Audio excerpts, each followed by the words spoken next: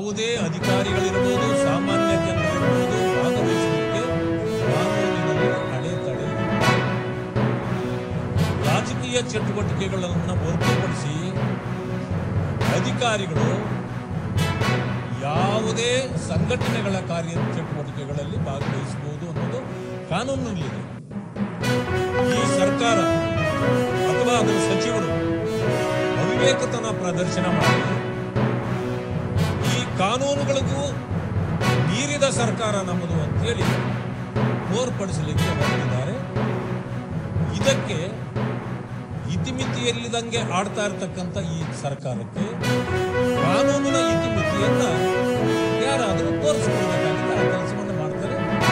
ಅವರು RSS ಅನ್ನ ಬಗ್ಗೆ ಯಾಕೆ ಇಷ್ಟು ತಲೆ ಕೆಡಿಸ್ಕೊಂಡಿದ್ದಾರೆ ಅಂತ ಬಹಳ ಜನರಿಗೆ ಗೊತ್ತಿರೋದಿಲ್ಲ. ಇವತ್ತು ಅಭಿವೃದ್ಧಿ ಇಲ್ಲ, ಜನರಿಗೆ ಸವಲತ್ತುಗಳು ಸಿಗ್ತಾ ಇಲ್ಲ, ಅತಿವೃಷ್ಟಿ ಅನಾವೃಷ್ಟಿ ಆಗಿದೆ, ಅದಕ್ಕೆ ಹಣ ಕೊಡಲಿಕ್ಕೆ ಹಣ ಇಲ್ಲ.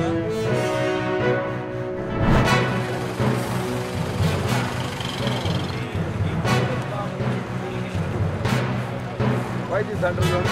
Is the road?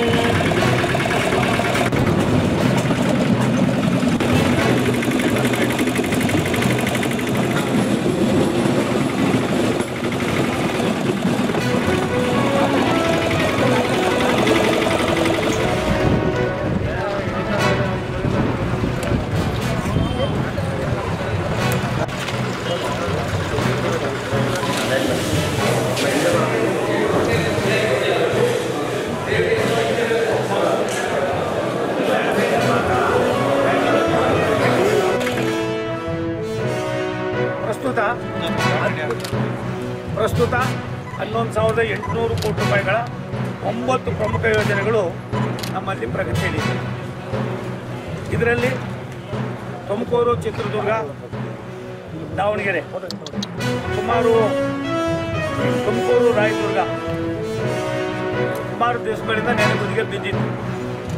ಇದನ್ನು ಭೂಸ್ವಾಧೀನವನ್ನು ಪೂರ್ತಿ ಮಾಡಿ ಕೆಲಸವನ್ನು ಕೂಡ ಪ್ರಾರಂಭ ಮಾಡಿ ನಾವು ಇವತ್ತು ನಿಮ್ಮ ಜೊತೆಯಲ್ಲಿ ತುಮಕೂರು ದಾವಣಗೆರೆ ಮಾರ್ಗದ ತಿಮ್ಮರಾಜನಹಳ್ಳಿ ಊರುಕೆರೆ ಸೆಕ್ಷನ್ಗೆ ಭೇಟಿ ನೀಡ್ತಾ ಇದ್ದೀವಿ.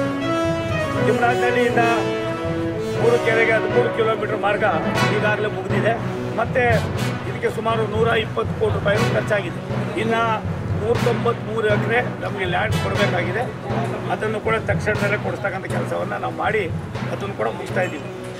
ತುಮಕೂರು ರಾಯದುರ್ಗದ ಊರುಕೆರೆಯಿಂದ ತುಮಕೂರು 12 ಒಟ್ಟು 25 ಕಿಲೋಮೀಟರ್ ರೈಲ್ವೆ ಲೈನು ಈಗಾಗಲೇ ಇದನ್ನು ನಾವು